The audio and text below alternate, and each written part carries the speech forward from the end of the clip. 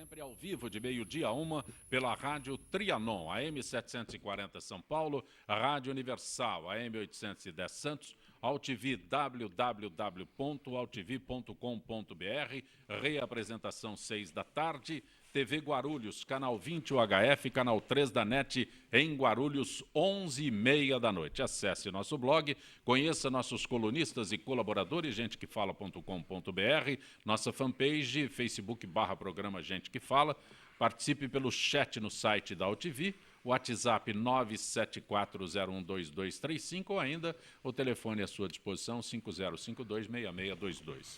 E hoje, quinta-feira, gente do MPD que fala, nossa parceria Gente que Fala com o movimento do Ministério Público Democrático, e para que essa parceria fosse possível, a presença do promotor de justiça que fez, né, que essa parceria acontecesse, o promotor de justiça, Dr. Roberto Liviano. Prazer tê-lo aqui, Dr. Roberto. Prazer é meu, Zancopé, e que a nossa parceria se renove e que a gente possa ser instrumento de difusão de informação, de garantia de cidadania para quem nos vê e para quem nos ouve. Queria saudar, além de você, o Guilherme Nostri, o Renato Almeida, assim como o Fausto Camunha, que nos honra aqui com a presença, com a querida Zenilda, que está aqui de volta para a nossa alegria, assim como o Cleinaldo Simões, que é nosso querido assessor de imprensa. Que tenhamos uma boa jornada e um bom debate. Eu anuncio como integrante do movimento do Ministério Público Democrático, mas atualmente é presidente do Instituto Não Aceito Corrupção. Ninguém pode aceitar. Sim. Né? Então convido os ouvintes, os telespectadores a acompanharem nossa página no Facebook, Instituto Não Aceito Corrupção, acessarem o nosso site, se unirem a nós nessa corrente para que nós possamos ter a corrupção sob controle, combatida e construindo uma nova página na história do nosso país, mais ética, mais justa e com corrupção sob controle. Advogado doutor Renato Almeida, prazer tê-lo aqui, doutor Renato. É um grande prazer. E é uma grande honra poder colaborar mais uma vez com esse programa, que tem uma audiência crescente, e eu tenho certeza que os debates aqui serão muito propositivos e muito construtivos, especialmente ajudando o Dr. Roberto nessa questão que é importante, ele bem disse, a questão do combate à corrupção, que é algo que não pode ser tolerado, seja por nós advogados, seja pelo Ministério Público e por toda a sociedade por consequente.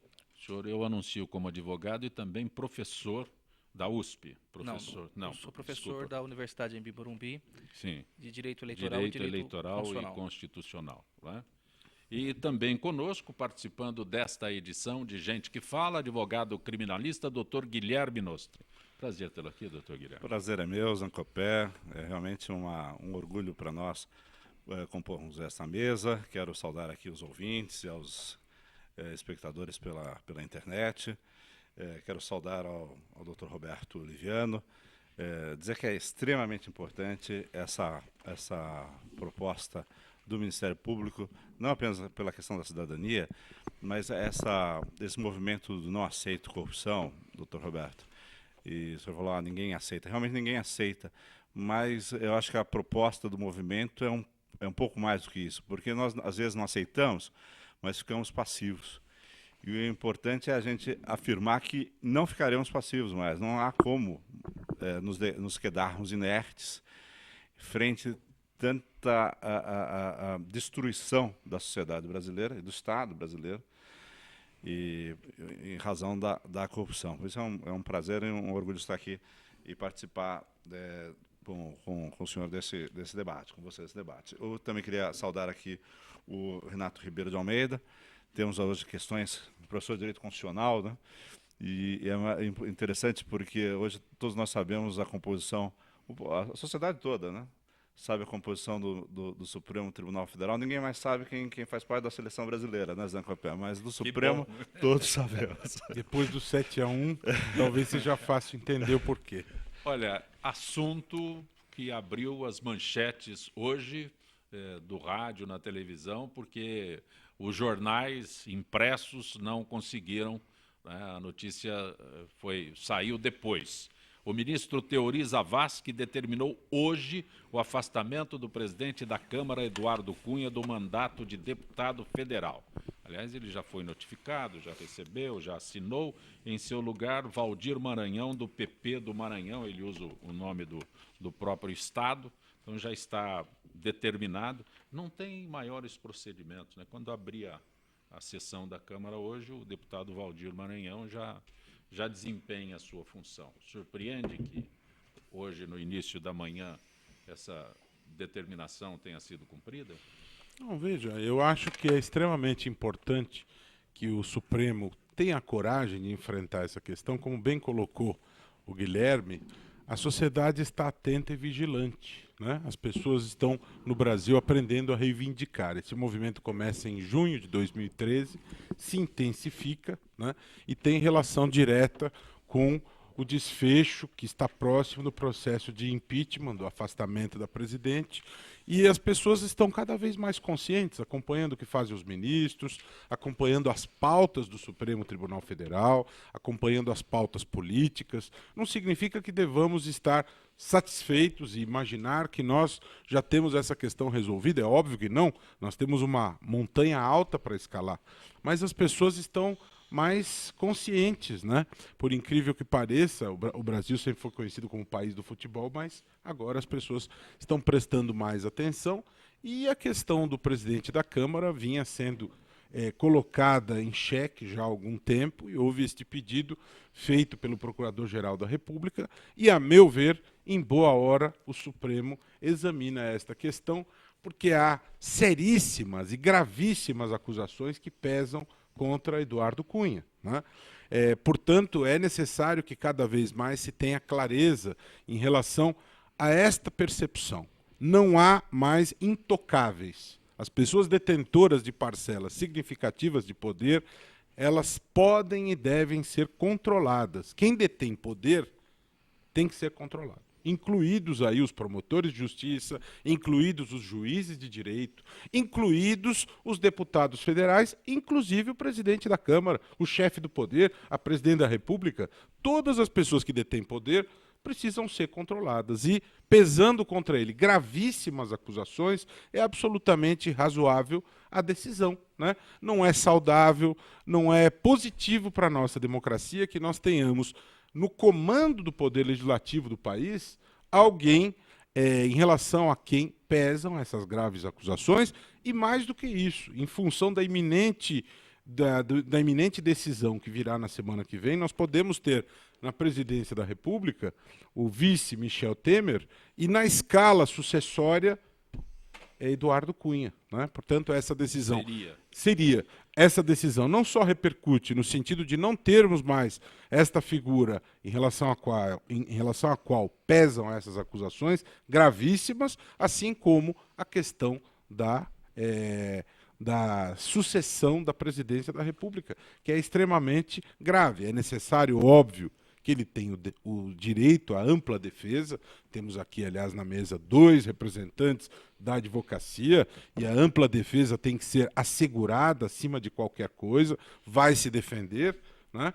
Mas é necessário que a lei prevaleça. É necessário que haja uma clara percepção de que ninguém está acima da lei, que não há intocáveis. Pode ser presidente da Câmara, pode ser presidente da República, pode ser membro do Ministério Público, pode ser magistrado. Quem detém poder precisa ser controlado. Portanto, a decisão é saudável, ela vem num bom momento e as pessoas de qualquer que seja o partido político, que a nossa corrupção ela não está restrita a um partido, elas precisam ser investigadas e alcançadas pela lei.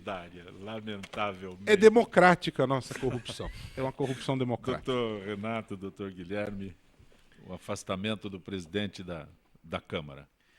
Creio que o afastamento, nas palavras do Roberto, e nesse ponto a advocacia concorda com o Ministério Público, ela vem num momento importante da nossa democracia, num momento importante do país, porque gera um incômodo, talvez até um incômodo internacional, nós imaginarmos uma situação em que o presidente da Câmara, conduzindo, como conduziu há algumas semanas, o início do processo de impeachment, já acusado de uma série de desvios, uma série de comportamentos, vamos dizer assim, minimamente aceitáveis, Então, É gentil, doutor Renato. eu sou É advogado. uma pessoa gentil. Então, suposta, eu não vou falar que... Suave, né? Suave, não vou doutor dizer Renato. que ele cometeu crimes, como o Ministério Público é mais enfático nas chamadas peças vestibulares, mas existem acusações robustas, vamos dizer assim, contra a figura do presidente da Câmara. E eu acredito que nesse momento tão sério da nossa democracia, não pode haver nenhum tipo de dúvida. O tipo de dúvida que se coloca e a dúvida que se coloca sobre a reputação de alguma pessoa, ela deve ser repelida. E o Eduardo Cunha, com toda certeza, não tem esses pressupostos para conduzir, especialmente na condução do país em caso da linha sucessória, pensando que ele seria a segunda pessoa na linha sucessória em caso do afastamento, ainda que temporário, por 180 dias, da presidente Dilma Rousseff. Doutor Guilherme. Me lembra, outro dia assisti a uma entrevista do ministro Jacques Wagner, pegando o gancho que o Roberto nos colocou sobre a corrupção espalhada de uma forma extraordinária. E o ministro Jacques Wagner falava o seguinte, que o Ministério Público, o Judiciário, né, e toda a imprensa, todos estão querendo criminalizar a política. A questão é que me parece que não é que se quer externamente criminalizar a política, parece que a política brasileira foi por um caminho de praticar crimes. Então, é uma situação insólita quando nós assistimos que muitos desses políticos hoje reagem contra isso. Agora, com relação ao afastamento do Eduardo Cunha, nessa linha da difusão da... Por que e acho que vale a pena para o ouvinte um esclarecimento, talvez, qual é o fundamento legal desse afastamento? Porque, em um primeiro momento, causa uma certa perplexidade um poder interferir em outro, né? Nós temos aqui o Poder Judiciário interferindo de uma forma drástica no Poder Legislativo. E todos nós sabemos que nós precisamos ter um equilíbrio e uma independência e uma harmonia entre os poderes. Esta interferência de um poder em outro, no início, choca. Seria uma questão política, e nós sabemos que o Supremo Tribunal Federal ele tem um viés político acentuado. É uma corte constitucional, e a Constituição é uma carta política. Então, embora formado por magistrados profundos conhecedores do direito, tem sim um viés político porque ela defende a carta política. Permita-me interrompê-lo, mas no caso específico, o senhor analisa como sendo uma ingerência de um poder no outro? Porque aqui, se fosse uma ingerência assim, teriam tirado ele antes dele dirigir a sessão que votou pela... É isso que a gente precisa explicar. Acho que o nosso papel é que não há, neste passo específico, uma questão política. Não é porque Eduardo Cunha é um político bom ou ruim, ou é um político que tem uma postura de uma forma ou de outra. Aqui nós estamos numa questão de não interferência política, mas de uma aplicação de uma regra jurídica. O que ocorre é que Eduardo Cunha ele está denunciado e está processado criminalmente, porque o Supremo Tribunal Federal admitiu a denúncia que foi promovida pelo Procurador-Geral da República. Então, ele está processado criminalmente. Como o doutor Roberto sabe muito bem, qualquer investigado, qualquer réu num processo penal, se ele interferir na colheita de provas, na instrução, ameaçando testemunhas, era possível a aplicação, né, de até a prisão desse indivíduo, porque precisa garantir a aplicação da justiça, né? E, no caso, permitiu-se a aplicação de algumas medidas cautelares um pouco alternativas à prisão preventiva para impedir esta interferência indevida no processo criminal.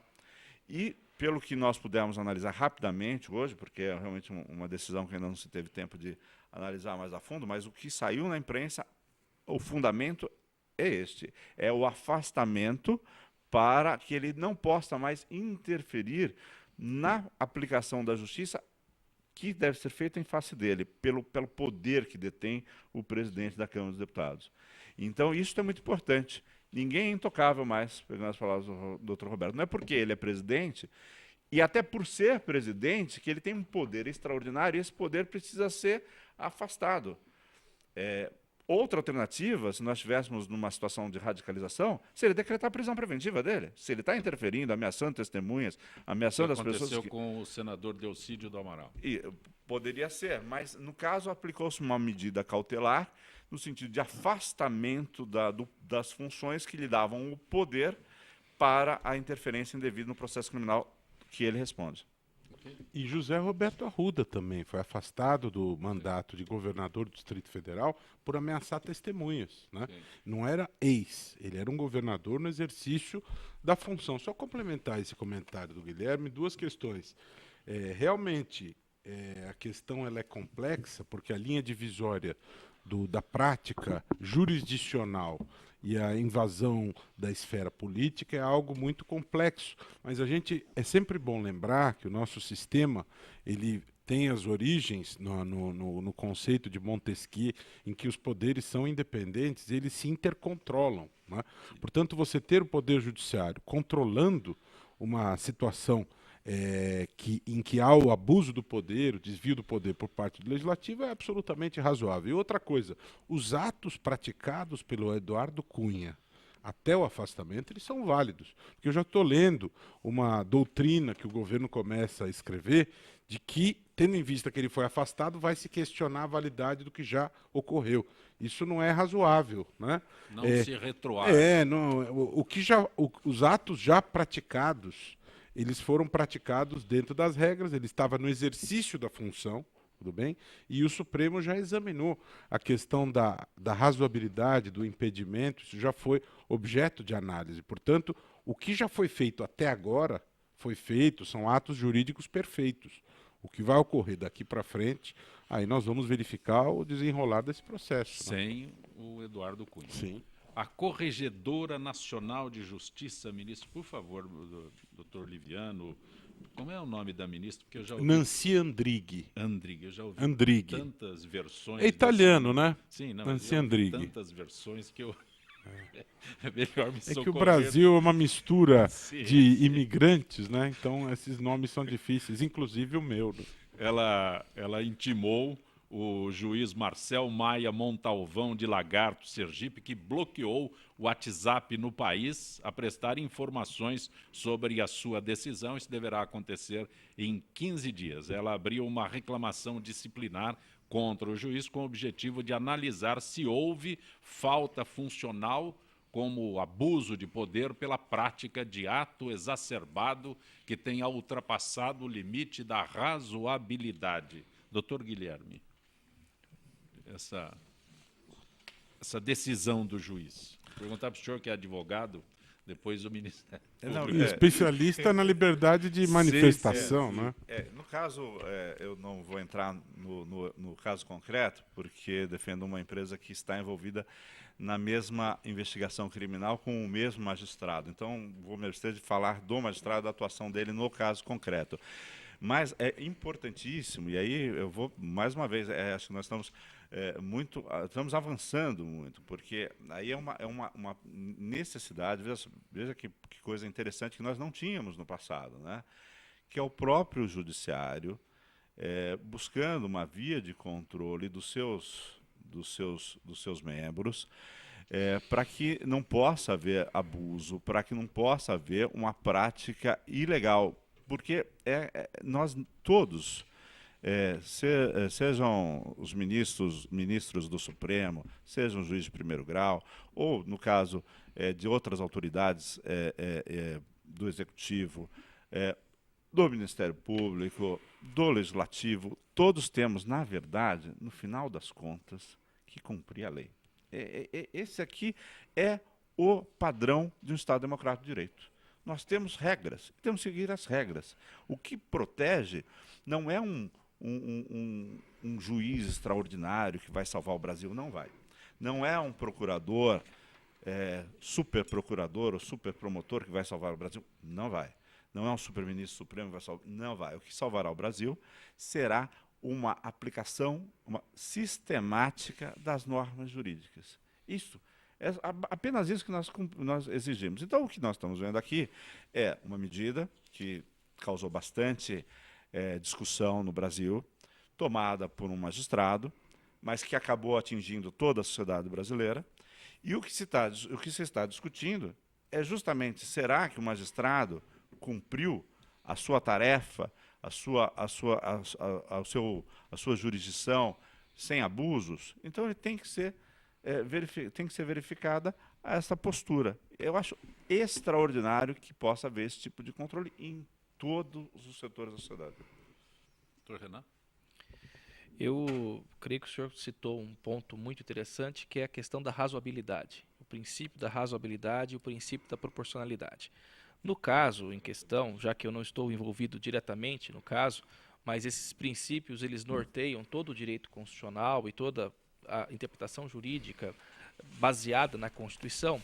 O princípio da proporcionalidade e razoabilidade é qual é o escopo da atuação e de uma decisão judicial, ainda que em fase de liminar, em sede de decisão liminar, e nesse sentido, se essa decisão ela ultrapassaria os efeitos, gerando problemas, como no caso concreto, mais de 100 milhões de pessoas brasileiros, portanto, ficaram privados do WhatsApp, ou seja, desde programas de rádio, programas de televisão que atuam diretamente, até empresas, universidades e da mais variada atividade econômica ou mesmo no âmbito pessoal, as pessoas se viram privadas. Então, até que ponto uma investigação judicial? Eu não estou aqui defendendo que haja impunidade, que deva se criar obstáculos para se apurar a prática suposta de crimes. Mas até que ponto uma decisão judicial em sede de primeira instância, em outro estado, ela pode ter um escopo de atender e atacar toda a população brasileira, pessoas que não são sequer investigadas, muito menos figuram como réis nesse tipo de processo. Então eu creio que aí possa ter havido um certo exagero do ponto de vista do magistrado, ainda que tenha sido uma privação, segundo a decisão dele, de 72 horas do aplicativo WhatsApp. Olha, eu concordo com as colocações tanto do Guilherme como do Renato, inclusive, penso que o ponto central dessa questão é a razoabilidade. Né? Direito é, acima de tudo, razoabilidade e bom senso. Quando se foge da ideia da razoabilidade e do bom senso, não se distribui boa justiça. Isso é essencial em todas as áreas. Né? Além do que, existe uma questão importante, que é da essência do direito penal, que você não pode punir a pessoa da vítima. Né? Quando você aplica a punição ao transgressor. Né? Se você aplica a transgressão à vítima, você está desnaturando e não está cumprindo a própria função da pena. A pena, para ela ter eficácia, ela tem que ser aplicada ao transgressor. Houve uma discussão profunda em relação a isso quando se pensava na responsabilidade penal da pessoa jurídica. A Constituição prevê essa responsabilização, por exemplo, nos crimes ambientais, e o Brasil tem uma lei que pune a pessoa jurídica. Agora, quando você pune a pessoa jurídica, o tipo de punição é diferente da punição da pessoa natural. Você não pode aplicar a pena privativa de liberdade a uma empresa. Você aplica punições econômicas. Né? Então houve essa discussão. Por quê? Porque é essencial que você não atinja a própria vítima. E nessa situação que se coloca aqui, na linha do que já foi dito aqui, as pessoas foram privadas do seu direito fundamental à comunicação.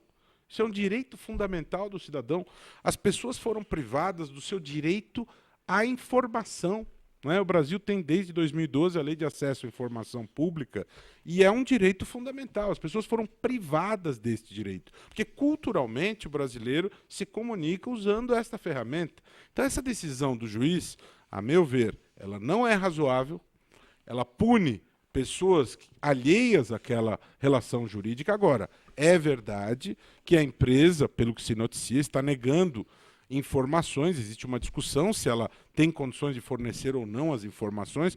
Portanto, como disse o doutor Guilherme, é razoável que o CNJ verifique se houve alguma transgressão ou não. É óbvio que ele pode se defender dizendo, não, está dentro do campo discricionário da minha decisão. Existem duas possíveis decisões. Eu decido a favor ou decido contra, e se ficar evidenciado que não houve falta disciplinar, mas apenas o exercício da independência judicial, não há que se punir um juiz que, dentro da independência, ele exerce as suas faculdades e decide como lhe achar mais adequado, né? Mas me parece o sentido interpretativo, a meu ver, dessa decisão é que ela fere a razoabilidade e ela pune indevidamente pessoas estranhas àquela relação, aquele desrespeito que ensejou esta aplicação, que foi o fornecimento de informação. O que o usuário do WhatsApp tem a ver com o fato da empresa não fornecer informações pedidas pela Justiça?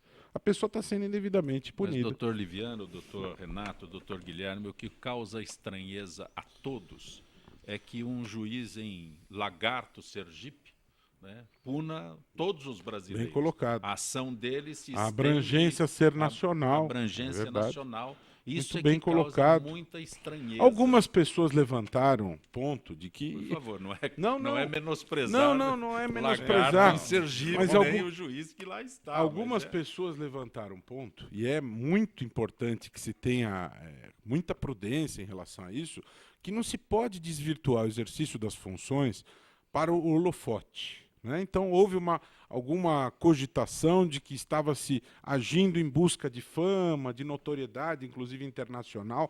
Isto é inadmissível. O juiz e o promotor, se eles querem exibição midiática, eles devem se exonerar das suas carreiras e enviar currículos às redes de televisão, às companhias de teatro, a outros locais, para exercer outro tipo de função. O exercício da justiça não tem espaço para o exibicionismo. É necessário que haja responsabilidade social. É inadmissível que alguém decida em busca da fama. Isso não é plausível, não é razoável e, de fato, não soa algo razoável, novamente, que o juiz de uma cidade, qualquer que seja, né, pouco importa o nome desta cidade, que ele atinja a um país continental como o Brasil. Isso não é plausível, né? Como toda quinta-feira, a participação da Associação dos Funcionários Públicos do Estado de São Paulo. Conosco, Gisele Souza, do setor de eventos da AFIPESP. Gisele, boa tarde, Gisele. Eu não ouço a Gisele aqui no estúdio para que a gente possa abordar hoje o tema enviado pela Associação dos Funcionários Públicos do Estado de São Paulo, que diz respeito a direitos previdenciários dos servidores públicos. Gisele, tudo bem, Gisele? Quase bem. Eu não ouço. Oi? Tudo bem? Eu não ouço a Gisele aqui. Então, nós vamos ao intervalo. Gente do MPD que fala retornará em instantes.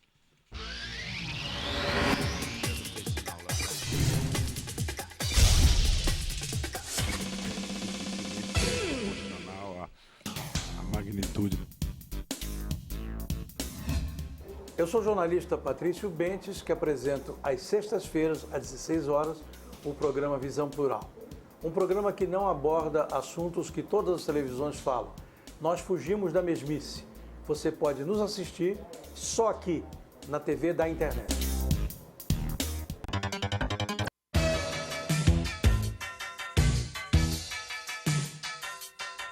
Alô, amigos, eu sou Zancopé Simões. Eu estou todos os dias de segunda a sexta-feira na AltV, meio-dia, Gente que Fala. AltV, a TV da internet.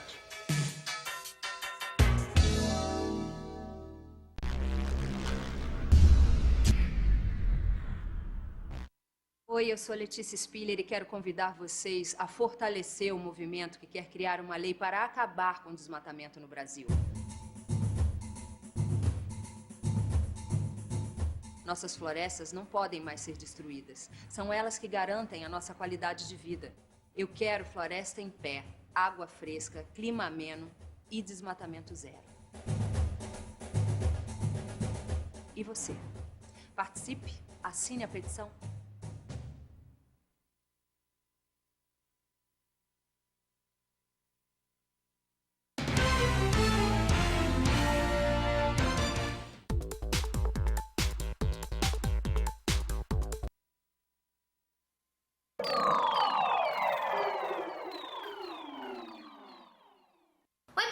bem? Meu nome é Rafaela Bacic e toda quarta-feira na UTV eu apresento o programa Dicas da Rafinha. E hoje eu tô aqui pra falar pra vocês que, em homenagem aos 14 anos da UTV, eles criaram o primeiro portal marketplace, que é o UTV Shop. O que é o UTV Shop? É uma grande oportunidade de você ser um empreendedor digital sem precisar gastar muito dinheiro. É só você entrar em utvshop.com.br, escolher o plano que você quer para montar a sua loja virtual e selecionar entre os mais de 1 milhão de produtos quais que você quer colocar na sua loja. Aí é só divulgar nas suas redes sociais e todo mundo que comprar ali pela sua lojinha, você ganha uma comissão em cima de cada produto. Então é uma grande oportunidade para você ganhar um dinheirinho extra, para você ser um empreendedor sem precisar correr muitos riscos, porque você não precisa se preocupar com o fornecedor, que já são grandes nomes do mercado, parceiros da UTV Shop. Você só vai selecionar o produto, colocar na sua lojinha e divulgar nas suas redes sociais. Não precisa se preocupar com entrega também, porque os fornecedores já fazem tudo isso para você. Então não perca tempo,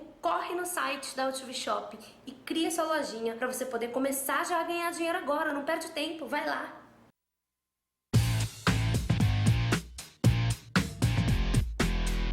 Olá, eu sou César Freitas e convido você para assistir o HQ e Companhia, o programa que traz o mundo da cultura pop para você. Cinema, história em quadrinhos, animação, seriado, tudo isso para você aqui toda sexta-feira às 5 da tarde, na sua TV da internet.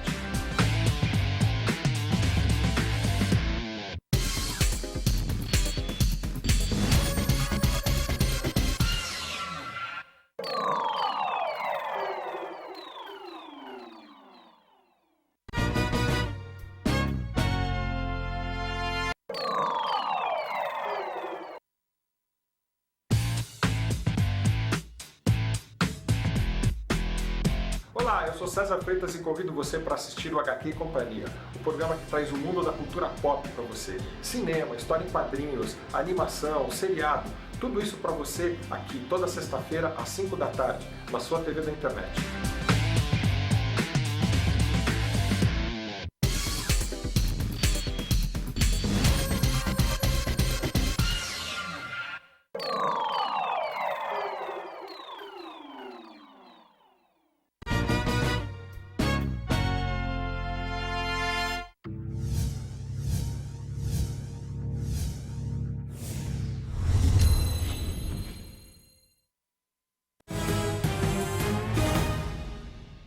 Está conosco no Gente que Fala pela Rádio Trianon, AM 740 São Paulo, Rádio Universal, AM 810 Santos, AltV, www.altv.com.br, TV Guarulhos, canal 20 UHF, canal 3 da NET, 11h30 da noite. Como toda quinta-feira, nosso contato com a FIPESP, Associação dos Funcionários Públicos do Estado de São Paulo, Gisele Souza. Boa tarde, Gisele. Olá, Zacopé. Cadê Boa a tarde Gisele? a todos os ouvintes Desapareceu do Gente que de Fala. novo, Gisele. Estou tentando contato com a Gisele, setor de eventos da FIPESP, para que a gente possa abordar o tema direitos previdenciários dos servidores públicos. Gisele, tudo bem, Gisele? Ouvindo? Eu não ouço a Gisele. Não, Não estamos em... Nenhum de nós. Nenhum de nós, né? Direitos previdenciários. Ok? Tentar já. Doutor Renato Almeida, no ano passado, ao sancionar a mini-reforma eleitoral, a presidente Dilma Rousseff vetou os itens que regulamentavam doação de pessoas jurídicas. As novas regras devem ter impacto imediato nas eleições deste ano. Os candidatos só poderão receber doações de pessoas físicas que somem até 10% de sua renda. Esse é apenas um dos itens, né? Esse parece que é o que chama mais atenção, mas tem... Essa é uma questão bastante importante e creio que vai gerar muita reviravolta nas eleições municipais que ocorrerão agora no começo de outubro. Primeiro, é bom pontuar que essa questão do financiamento jurídico, financiamento empresarial das campanhas, chamado financiamento das personalidades jurídicas, ele foi vetado pela presidente e a razão desse veto é decorrente da decisão do Supremo Tribunal Federal, que entendeu, a partir de uma ação direta de inconstitucionalidade proposta pela OAB, pelo Conselho Federal da OAB, entendeu que seria inconstitucional o pagamento e o financiamento das campanhas eleitorais por parte das personalidades jurídicas. Um dos argumentos, que é um argumento que o ministro Lewandowski levou bastante em consideração, era o argumento de que pessoa jurídica não detém título de eleitor e efetivamente não participa das eleições enquanto eleitor. O eleitor só pessoa física que vota. E a partir desse entendimento, o Brasil acabou por abolir completamente o financiamento empresarial das campanhas, que até o momento era a maior soma, a maior parte do financiamento era proveniente justamente das campanhas. Isso é uma realidade pouco comum. Salvo engano, somente a Tunísia é o país que aboliu completamente o financiamento e coloca o Brasil numa situação bastante diferenciada no cenário internacional e que vai gerar uma série de dificuldades para os candidatos, eu imagino. Não para a população, mas para o candidato a partir desse ano. Eu trabalho com direito eleitoral. Para mim é uma situação bastante complicada falar sobre isso, porque além de ser professor de direito eleitoral, de escrever sobre direito eleitoral, obras, livros, etc., sobre direito eleitoral, agora vou publicar mais um artigo sobre essa temática, e trabalho com direito eleitoral na prática. Eu noto que a eleição está reduzindo cada vez mais então, qual é a o dificuldade? item financiamento, que é para exatamente esse problema. A dificuldade é que, até então, e vamos ser claros aqui, a empresa doa, e até essa palavra, a ontologia da palavra doação no financiamento, eu vejo como uma forma de procurar alguma coisa que vá interessar a própria empresa. Então, muitas vezes, essa doação, ela é, salvo das devidas proporções, uma forma de investimento. Investimento naquele candidato, ainda que não haja uma promiscuidade declarada, a empresa quer ganhar uma licitação, a empresa deseja um contrato, um favorecimento, seja de ordem que for, existe uma preocupação que a condução da economia seja feita por determinado candidato. Então a empresa ela tem efetivamente interesses. Eu acredito que a proibição em si, ela não vai acabar com o Caixa 2. Eu aí, até falando muitas vezes com o Dr. Roberto, que é membro do Ministério Público e envolvido diretamente no combate à corrupção, eu temo que o Caixa 2 passe a ser mais institucionalizado. Que a prática do Caixa 2 ela ocorra de uma forma ainda mais intensa, porque eu não acredito que simplesmente a mera proibição vai fazer as empresas, que hoje uma série delas estão aí sendo investigadas, que as empresas deixem de participar efetivamente das eleições. Bom, o que temos de regra? Completamente proibido, somente a pessoa física, observando o que fora declarado no imposto de renda do ano anterior, o exercício anterior, em termos técnicos, ela pode doar até 10%. Isso dentro dos limites e a partir das regras estabelecidas. Nós temos, a partir do dia 15 de agosto, o registro de candidatura, abre-se o período de 7 dias para as chamadas impugnações do registro de candidatura, que é um período praticamente tenso para os advogados, porque é o momento que você passa a viver dentro do escritório, porque os prazos na Justiça Eleitoral são muito curtos. E, a partir desse momento, a partir do dia 15 de agosto, o cidadão, candidato nessa condição já, ele tem que abrir uma conta no banco. E todos os recursos provenientes da sua campanha, tudo que ele arrecadar, agora exclusivamente a pessoa física, ele tem que passar por essa condição da conta bancária, emitir recibos. Então, existe um trabalho contábil e um trabalho jurídico muito forte, muito expressivo nesse momento da campanha. E o rigor, claro, principalmente para o Ministério Público, no chamado artigo 30A, 41A, que é a compra de votos e o Caixa 2, cada vez mais será processado e haverá muito mais ações nesse sentido, tentando se repelir.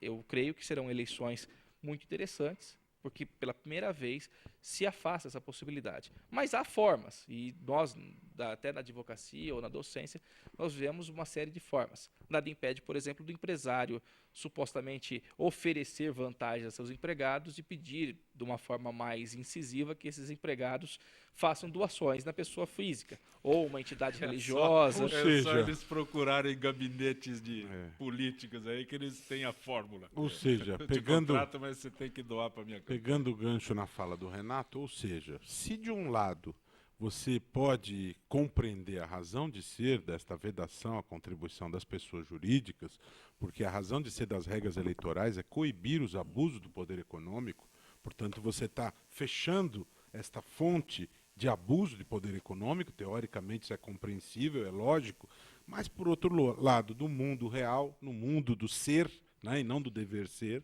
você percebe que os desafios impostos por essa situação eles são muito complexos. Então, se de um lado você tem uma nova realidade em que as empresas juridicamente não vão poder doar, nós temos aí um desafio para a Justiça Eleitoral. A Justiça Eleitoral vai ter que estar muito mais atenta para fiscalizar e coibir o Caixa 2. Portanto, o papel dos promotores eleitorais, dos juízes eleitorais, ele avulta, ele se torna extremamente mais importante, até porque essa questão não acontece assim de maneira tão facilmente perceptível. Então, é necessário que a fiscalização seja bastante atenta, criativa, proativa. Não é possível só ficar esperando as coisas acontecerem. Mas, doutor o promotor Liviano, e o juiz vão ter que ter...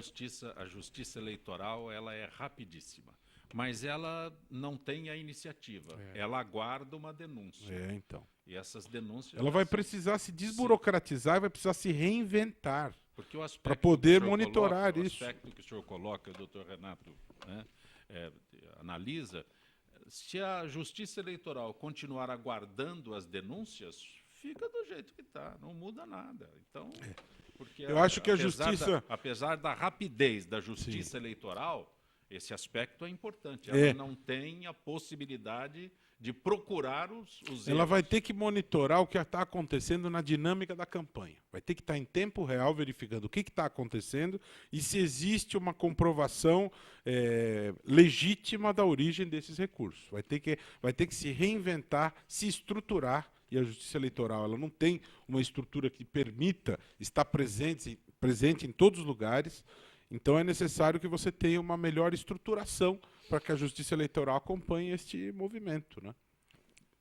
A fiscalização vai ser fundamental por parte das autoridades públicas, mas eu acho que por parte da sociedade civil também. A imprensa e a sociedade, quando verificarem um exagero de gastos, um abuso de gastos em determinada campanha, devem reagir. Mas uma situação que me deixou bastante preocupado, doutor Renato, com a sua fala, e já me trazia algum tipo de preocupação, é que o financiamento das campanhas ocorre por intermédio dos partidos.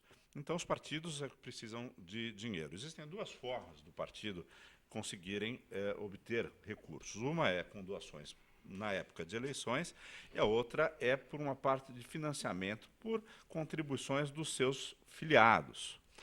E o que ocorre é que, se nós tivermos uma redução da possibilidade de doações na época da campanha, nós vamos ter o outro mecanismo, o mecanismo do pagamento da contribuição do filiado, ganhando uma projeção muito grande. E aí surge um problema que existem partidos, agremiações partidárias, que acabam colocando os seus filiados em cargos de segundo, terceiro escalão, nas mais diversas esferas da administração pública, e cobrando uma contribuição partidária, que é um percentual ou um valor fixo, mas que acaba saindo do salário que se obtém a partir do pagamento. Não há segredo. O PT faz isso. Os parlamentares do PT são obrigados compulsoriamente a contribuir com 30% do salário, sai no olerite, é compulsório. Os funcionários públicos, pelo menos na Câmara Federal, aí tem uma escala, vai baixando de acordo com a função dele. Isso é público e notório. Mas eu acho que só esse partido é que faz isso, os outros não. Mas isso pode gerar justamente, por um lado, você está tentando coibir o abuso do poder econômico por parte da empresa, que é um absurdo. A empresa, na verdade, já era um absurdo a empresa fazer a doação para obter uma vantagem. Ou, no caso que aconteceu mais recentemente, que acompanhamos aí, empresas que tinham a vantagem e depois utilizavam um percentual dessa vantagem como hipotética doação partidária. Mas, também, por outro lado, fecha-se essa porta e abre-se a porta do aparelhamento espúrio do Estado para fim de financiamento do caixa do partido, seja o PT, seja qualquer partido. Então, vamos ter que ter fiscalização e um combate muito sério contra o aparelhamento do Estado e a possibilidade de financiamento partidário por meio dessas contribuições partidárias que saem do teu dinheiro, sai do meu, sai dos cofres públicos. Né? E isso também acaba sendo um desvirtuamento da política de uma forma. Fazer um pequeno adendo. Doutor Guilherme, eu acho que o senhor foi muito feliz na sua fala.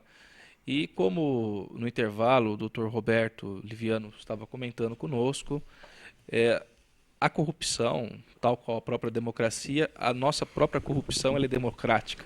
Nós temos uma série de partidos e se nós avaliarmos quase todos, ou acredito que todos, estejam envolvidos de uma forma ou de outra em escândalos de corrupção na esfera municipal, estadual, federal, etc. O que eu queria só, para encerrar o assunto, salientar que o pessoal fala muito também dessa reforma do ponto de vista do financiamento, mas a reforma ela é muito mais extensa que isso. As nossas eleições agora serão muito diferentes das eleições que ocorreram em 2014, 2012 e assim sucessivamente. Porque essa eleição ela foi dividida ao meio. O tempo de 90 dias de campanha, agora a campanha tem 45 dias. O tempo de TV diminuiu. Acabou-se o tempo dos candidatos ao poder legislativo. Então, muitas vezes, aquelas figuras grotescas, até que nós tínhamos no horário destinado ao legislativo, muitas vezes o sujeito falava só o nome, ou o nome de uma forma mais pessoal, e o número, o meu nome é fulano, de um jeito mais incisivo. Ou só emitia um ruído. Ou só emitia um ruído e dizia o número. Isso acabou. Vão ter pequenas inserções na programação diária de 30 segundos, em que pode haver a participação dos candidatos aos cargos legislativos. E no cargo executivo, essa campanha de 45 dias, ela traz benefícios, mas também traz malefícios. Um dos malefícios que me causa uma certa estranheza é que o cidadão que jamais participou da política, ele vai ter um escopo, uma possibilidade de se mostrar e se colocar a serviço da população enquanto candidato nessa condição, portanto, muito menor do que em que ele se colocava na campanha e para evitar a chamada pré-campanha. Tem uma série de requisitos que a legislação evita que haja a pré-campanha eleitoral. Hoje, um pouco mais afrouxado pela reforma, então o cidadão pode chegar e falar, eu sou pré-candidato, meu nome está sendo efetivamente colocado como pré-candidato na disputa, mas ele não pode pedir voto ainda. Só pode pedir voto em 45 dias. E essa possibilidade de pedir voto... Posso anunciar que eu sou, mas não posso pedir. Vote em mim. Esta palavra, vote em mim... Idiosincrasias da própria legislação. Esta palavra, idiosincrasias para não dizer hipocrisia. Essa palavra, vote em mim, esse pedido, tenho que recorrer ao doutor Renato, porque fatalmente eu serei... Então, a candidatura impugnada. Uma questão que nós veremos efetivamente, por exemplo, acabou-se os cavaletes. Havia toda uma discussão, pode cavalete, não pode cavalete, o cavalete... Só que a legislação eleitoral agora introduziu mesas. Eu posso colocar mesas, a cara do candidato, estampado, o rosto, a face do candidato, o número do partido, aquela coisa toda estampada, nas praças, nas calçadas, uma mesa para distribuição de folhetos. Eu fico um pouco até assustado como é que vai ser a efetiva fiscalização, porque o sujeito tem que tirar a mesa todos os dias. Daí eu fico imaginando aquela mesa plástica, aquela mesa de praia, voando e atingindo carros, etc. É uma questão que a legislação colocou e que, para meu ver, o legislador, nesse ponto, não foi tão feliz. Para gerar emprego, né? Cria a função do indivíduo que remove mesas. Da eleição foi... Né? Prestação de serviço de remoção de mesas. Então, mesa... Cavalete não pode. Cavalete não pode mais. Mudança. Muro pintado não pode mais. Já não podia. Então eu não posso mais muro pintado. E agora, mas eu possibilito que o sujeito faça uma breve de 50 centímetros, uma breve manifestação da sua opinião partidária, que nada mais do que um cartaz pequenininho, e colocar isso no muro. Só que tem que ser um tipo de cartaz feito de papel. A legislação exige que seja papel. Se for plástico, é ilegal. Então nós retomamos o lambe-lambe. A legislação especifica o fornecedor do papel e da mesa? Tem alguma especificação então, a legislação eleitoral, da empresa que fornece? A mini reforma eleitoral de... O assunto é muito sério para eles tratarem dessa forma. Eles retomaram a possibilidade do chamado lambe-lambe, que era o sujeito colocar lá e depois chove, e daí recoloca o papel. Então, eu não vejo com tanta felicidade, com tantos bons olhos, a reforma que pretendeu ser mais barata. E vejamos, toda eleição municipal é um balão de ensaio na legislação eleitoral. Sempre que há uma eleição geral, com cargos para presidente, para governador, identifica-se uma série de problemas e daí a eleição municipal automaticamente ela vem com diferenças. Foi assim com a ficha limpa, foi assim com a proibição da distribuição de boné, camisetas e tudo Renato, mais. Proibiram que o candidato minta na campanha? Não, isso Exagero, doutor isso Guilherme. ainda não foi Doutor proibido. Liviano, o senhor é presidente do Instituto Não Aceito Corrupção. No Congresso, um pacote de projetos pró-corrupção. Quando o senhor vem Não Aceito Corrupção, o Congresso apresenta uma série de medidas para poder burlar, simplificando a Operação Lava Jato. Eles apresentam formas. Olha, nós temos pouco tempo aqui, mas é muito importante a sociedade estar atenta, porque foi desta forma que se destruiu a Operação Mãos Limpas na Itália. Depois que houve a responsabilização de gente poderosa, detentora de parcelas expressivas do poder político e econômico, conseguiu-se desmoralizar a Operação Mãos Limpas no Congresso e conseguiu-se fazer, foram feitas várias leis para desconstituir essas condenações. E eu enxergo isso claramente aqui, inclusive ontem o relator Paulo Teixeira, da comissão mista que examina a transformação, apresentou o seu relatório. E é uma tragédia, é uma desgraça. A gente fala aqui do acordo de leniência, da lei anticorrupção, da medida provisória 703. O relatório apresentado ontem, ele é infinitamente pior do que a medida provisória, né?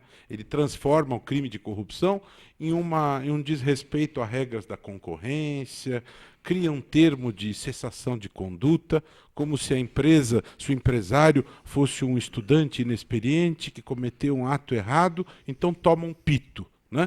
Empresas têm departamento de disciplina. Então você institui termo de cessação de conduta. Não faça mais isso. Não apronte mais isso. Ó, o ruído até ele se sintonizou com a gravidade dessa situação, né? Portanto, a sociedade vai ter que ter muita atenção em relação a isso. Olho vivo.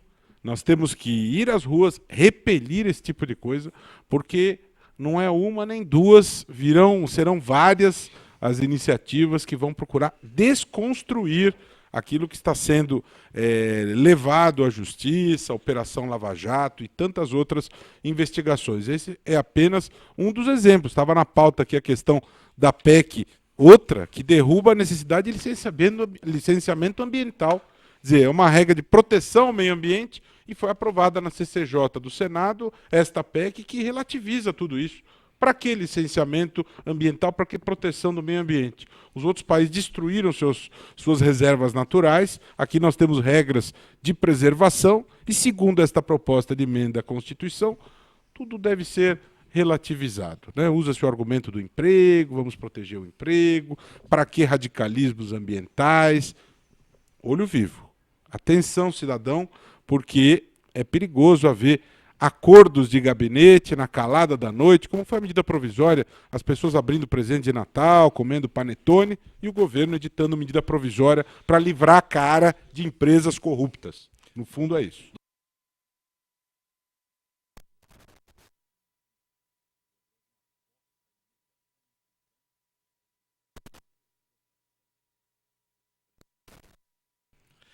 Eu estou simplificando. Não, esse problema é um problema antigo no Brasil, né?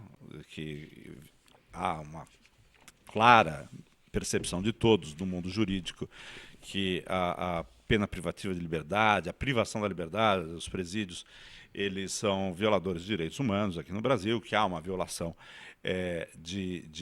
das próprias normas de execução penal, é uma lei que enfim, que não é aplicada pela administração penitenciária, sempre se alegando falta de recursos.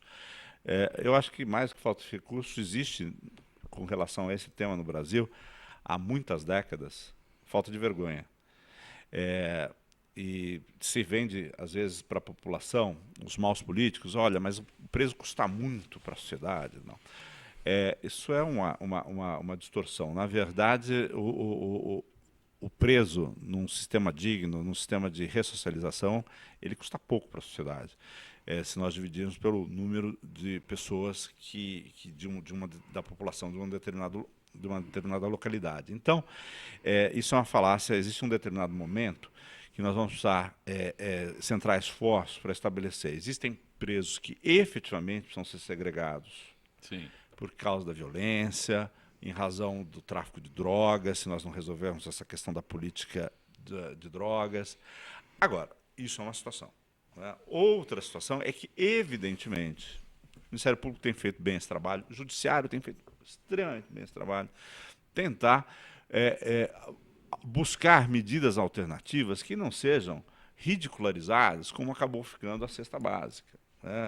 Que criou, hoje a cesta básica virou sinônimo de impunidade. Isso daí é uma cesta básica, né? Virou quase que um folclore.